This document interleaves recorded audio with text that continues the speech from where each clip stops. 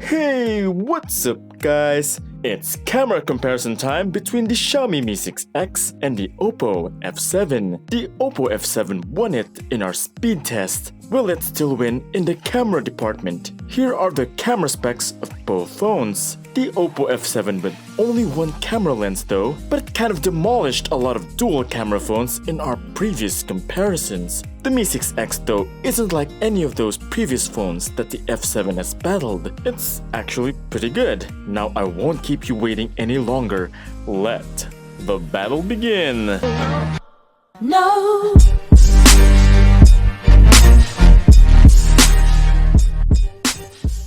Starting off with some close-up shots here, both images almost look equally sharp with just some color temperature differences, but I would have to say that the Mi 6X has the much sharper image. If we zoom a little bit, you can see that the Mi 6X still retains a sharp image, while the Oppo F7 is already kind of blurry. And here's a shot of some leaves. The F7 image pops out more here with a heavier dose of saturation, but if you look closely at the Mi 6X, its texture is so much better and looks so close to the real thing. There are times that both look almost the same. You won't really notice any difference at all unless you zoom in and do a pixel per pixel comparison, although the color on the Mi 6X does seem to have more depth to it. As you can see with the text here, the color and texture on the Oppo F7 is a little bit faded, as well as on this image right here. You can see that on the Mi 6X, the sign has a darker, deeper blue, while on the F7, it's kind of a light blue. Now here, as you can see, the colors and overall image quality on the Mi 6X is a lot better. On the F7 though, there are some parts that are kind of washed out. This was due to the sunlight leaking here at the top and directly hitting the sensor.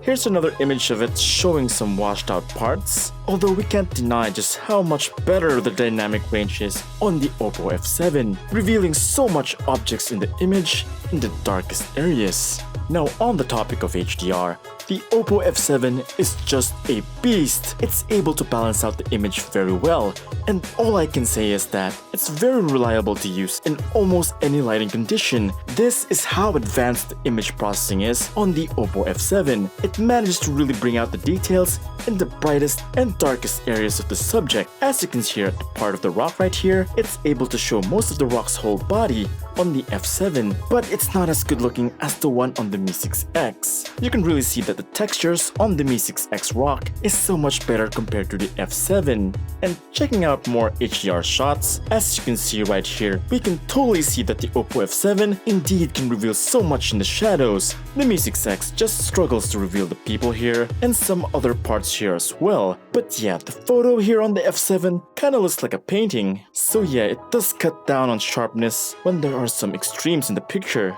Still though, it looks okay. And here we have Donna, posing with the buildings behind her. The background is actually brighter as it is hit directly by sunlight, while she's just under a shade. This scene is actually really tricky to handle for most phones, but as you can see, the Oppo F7 is able to handle it really well.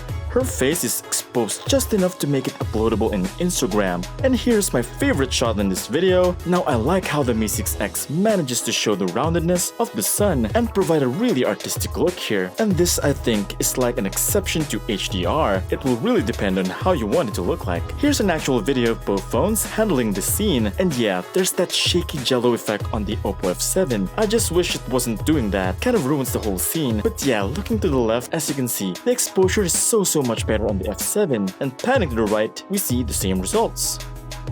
Here's another video test inside Shundi, Philippines. As you can see, the Oppo F7 is really shaky and has that jello effect, while the Mi 6X looks like it was on a gimbal. Thanks to that built-in EIS, the F7 though has a wider field of view and captured more of the store. The Mi 6X is really great for video. I actually produced a feature video of Shundi with the Mi 6X. Here's a few seconds of it.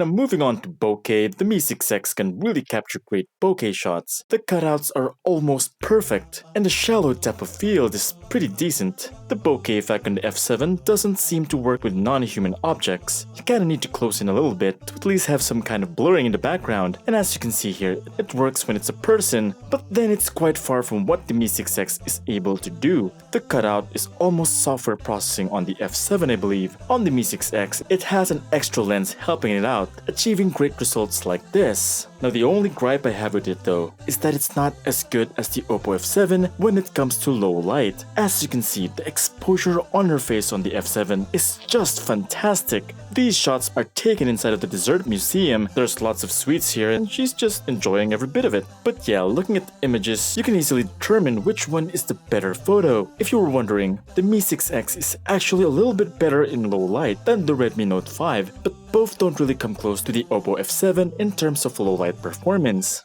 At least in auto mode. The power of the Mi 6X actually lies in its manual mode. Applying the right settings will get you this epic shot from the Mi 6X. But yes, sometimes we just don't have time to do manual mode. If you just need a point and shoot and upload camera, it's the Oppo F7. So I tried testing these guys under extreme low light. And as you can see, the Mi 6X is actually the better exposed image here. And this is when you kind of realize that the Oppo F7 is actually relying more on software. And there is a limitation to what the single lens can do. It just manages to bring out the best on whatever light it can get.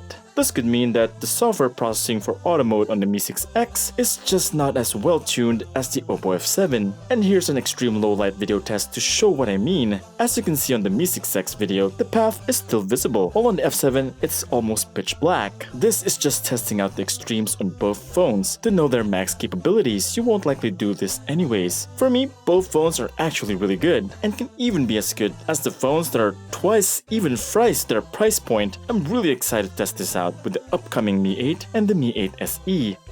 Moving on to selfies, for me the selfie on the Mi 6X is the biggest, most underrated feature. Can actually go head to head with the Oppo F7, which is actually impressive since the Oppo F7 is like the pinnacle of selfie technology. The Mi 6X has very minor beautification on it, making it look really natural. The F7 does have more aggressive beautification, even using AI Auto. And oh, by the way, I didn't find any AI Auto on the Mi 6X. It's just using the default beauty. Here's the selfie video test. For me, the F7 is still way ahead here. You can really see how much Oppo has invested on their selfie tech. I mean, they're not called the selfie expert for nothing. As you can see from her hair to her shirt, it remains sharp, while on the Mi 6X, it still looks like it needs some work. And also, both don't have stabilization in the front. Best to get a gimbal if you want to use this for vlogging. And onto the low light selfie, the Oppo F7's still rocking it with a much brighter, much sharper image. Hey, what's up guys? I'm just gonna use my normal voice here because using my very deep voice is kind of awkward. So yeah, I'm just gonna be walking here at the garden path that I usually take for my video test. Now what's so great about this garden path is that it has variable lighting. There are parts here that has some lights, and then there are parts that doesn't have light. So this is actually a good video test. So yes guys, that's pretty much it for this selfie low light video test. Thank you so much for watching.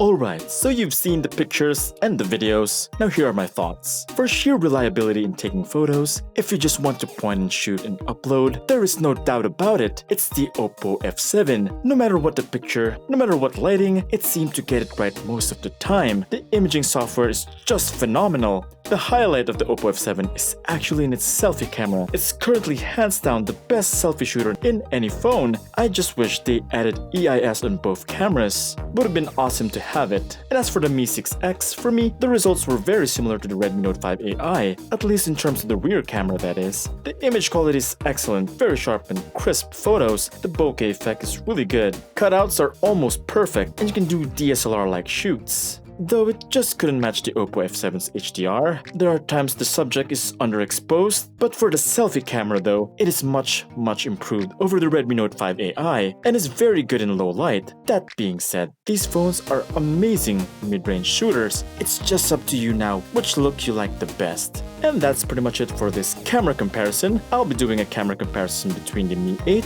versus the Mi 6X soon. So yeah, subscribe and hit the bell icon so that you don't miss it. This is Vince Domingo from Tech Beans, and I'll see you on the next video.